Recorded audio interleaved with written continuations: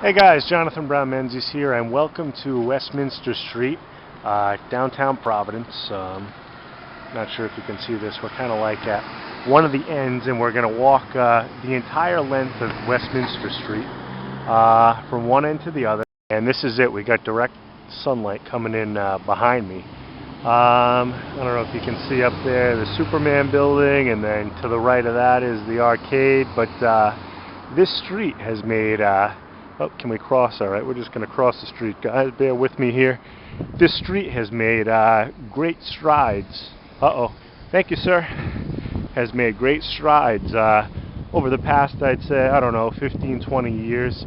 And I was just recently reading an article where they named it the trendiest street in Providence, which I kind of had trouble believing, so that's why we're out here today to kind of figure it out and see if that's true or not. So let's just cross the street here. So here it is, Westminster Street, part of the Downcity Arts District, which they tried to rebrand I don't know how long ago, but definitely some unique architecture here. I think they tried to rebrand this maybe during the Buddy Cianci era, and I guess it's been moderately successful. The thing is, I don't get to Providence that much, and when I do come down here, I tend to stick to Thayer Street and the College Hill area because downtown Providence, it still has that. It's still rough around the edges. Still has a reputation for crime, especially at night.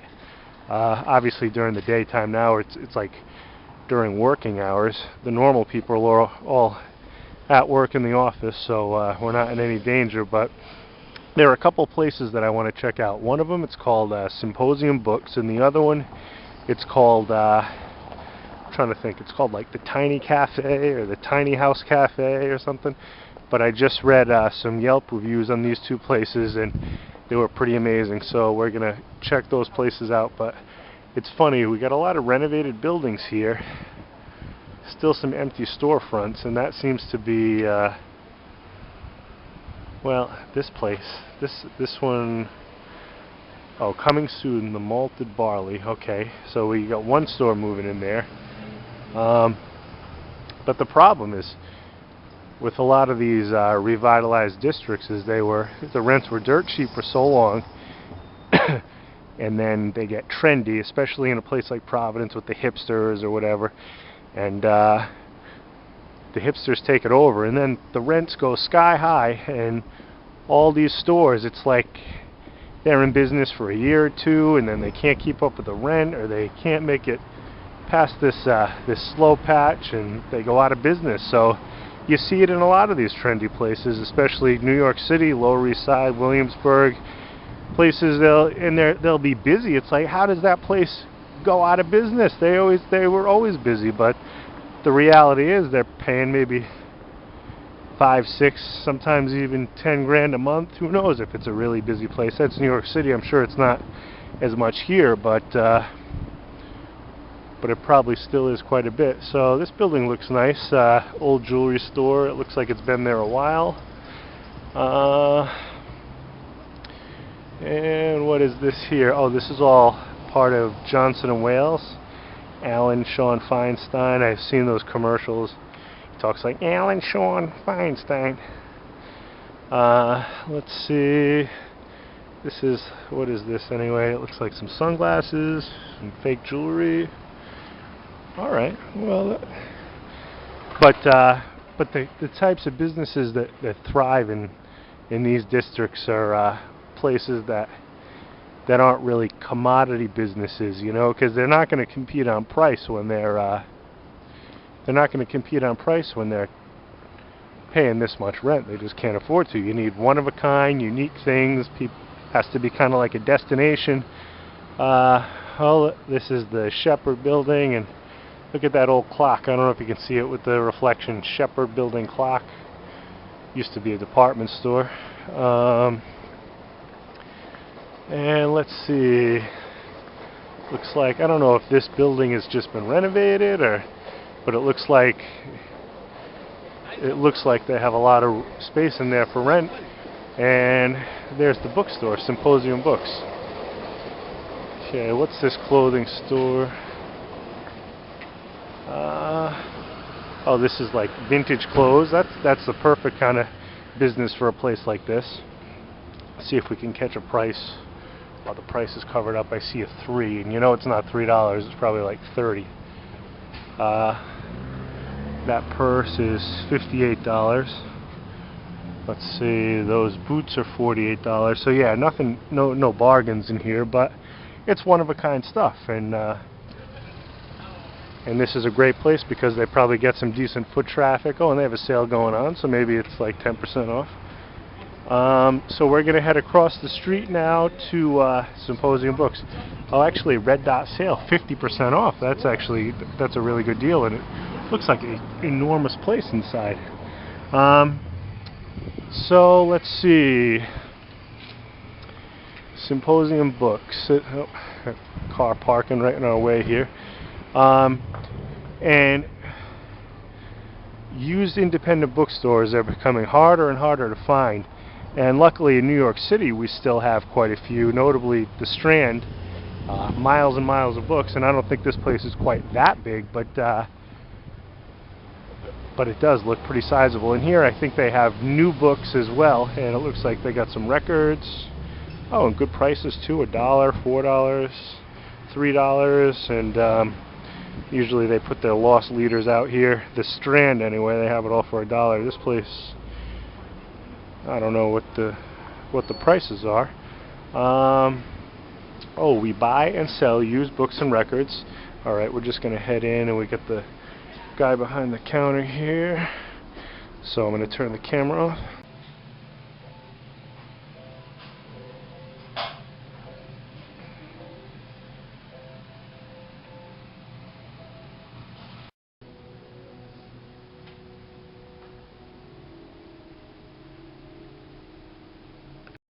Well, that was really cool, guys. Well worth the time. And if you're ever in Providence, definitely check out Symposium Books.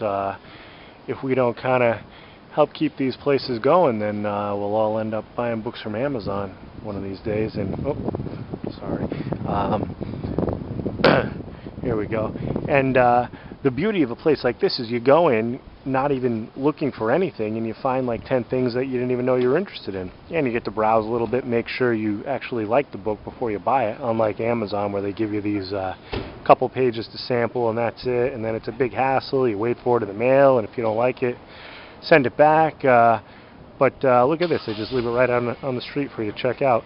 So we're going to keep going, and now I want to look for that coffee shop because I want to get a cup of tea. I see one over here, but I don't know if that's the one that they were talking about. Oh, the Small Point Café. Well, we got one here too. This one's the Small Point Café, and the one over here is called, I see, tea, coffee, latte. Oh, that's like a Japanese place. And look at this, Modern Love, Queen of Hearts. Queen of Hearts, looks like some handmade clothing, I guess. Okay, that looks pretty cool. And Modern Love reminds me of the band The Modern Lovers. Looks like more clothes, I guess. Clothes, jewelry, vintage type stuff. So we're going to check out this place, the Small Point Cafe, because I think that's the one that got great reviews on Yelp. So let me get right back to you guys once I get my tea. And one thing the Yelp review said is this is where all the bloggers go to work. So they give you free water, a couple postcards. I grabbed this one. It looks like a guy hugging his plant, and a little store of coffee, and then this is where it all goes down. So pretty good selection. So here we are still at the Small Point Coffee Shop. Looks like they get a little area at the end for I don't know, like little knickknacks, jewelry, soap, and stuff like that. And one thing I really liked about this place is you can get tea by the pot, and you can't really do that too many places. Definitely not Starbucks. And if you drink tea like me, you need it by the pot. So they're making it now, and it should only be another minute.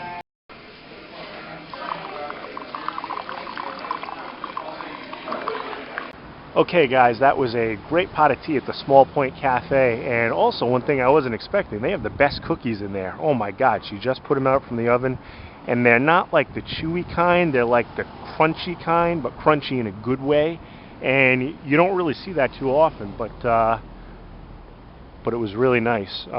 So it's just getting dark, the sun's kind of going down. I don't know if you can see the empty Superman building up there, the sun's kind of reflecting on it.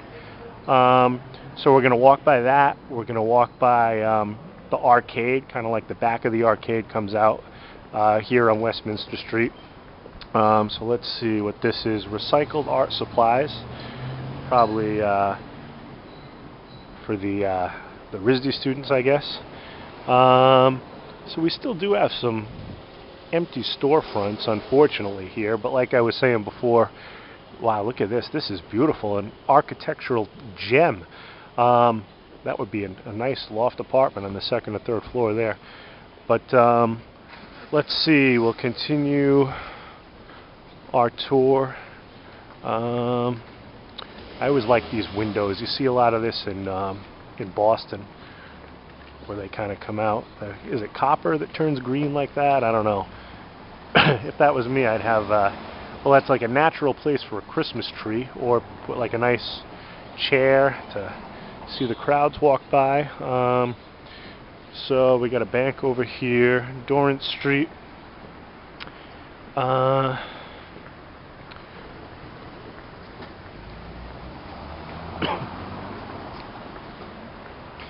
And the thing is, the street traffic here, or the foot traffic I meant to say, it is... Whoops, okay, I guess we can go. It is somewhat decent, but it's still nothing compared to what you get in New York City or even Boston, because most people are relying on cars here. There aren't really too many people that live here that don't have a car, even though from what I've heard the public transportation system is pretty good with the buses and stuff like that.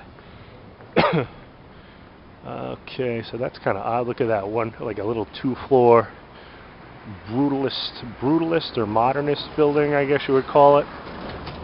And then this is kind of weird, People's Savings Bank. But I like this Dunkin' Donuts. That's very nice. And then of course the Superman building. The people that own it now, they wanted the state to kick in some money to go towards them renovating it, and after the 38 Studios disaster, that's not going to happen, so it's just unfortunately sitting empty right now. But that would make a beautiful hotel, even offices. I don't know, it doesn't look like it's in terrible shape, but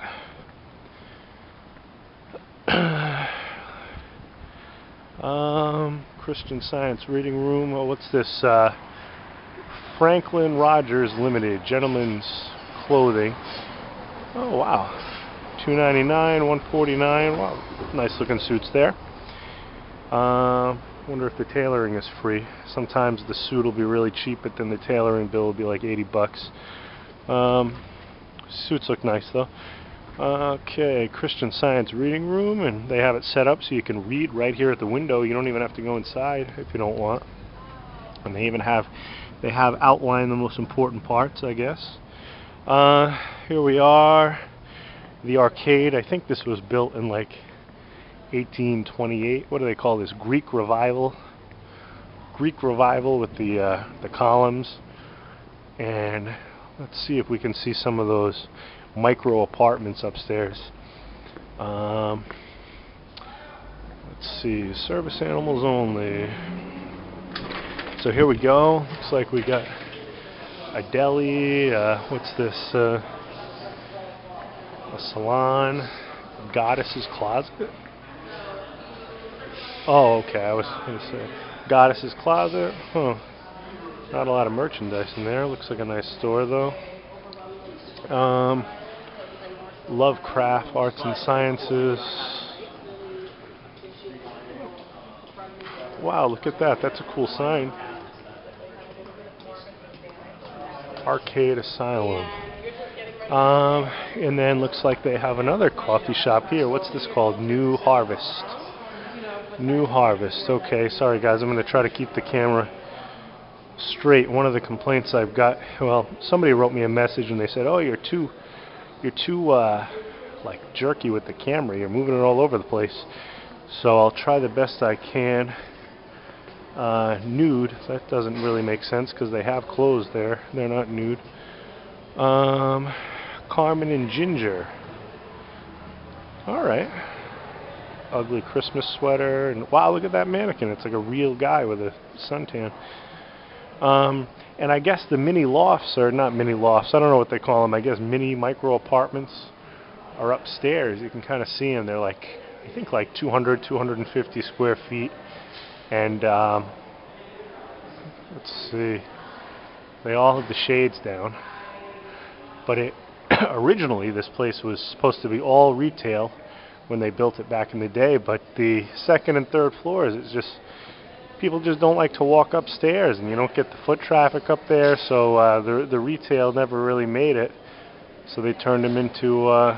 Sorry for that abrupt ending, guys. The battery on this camera is getting kind of low, so it just turned off by itself. So if it turns off again, just know that the battery died. So we're just going to exit the arcade here, see if we can make... Sorry, guys, we're back with the last little bit of... We're almost at the end of Westminster Street. We got Exchange Street up there. Thanks for watching. If you like this video, like it, and please subscribe.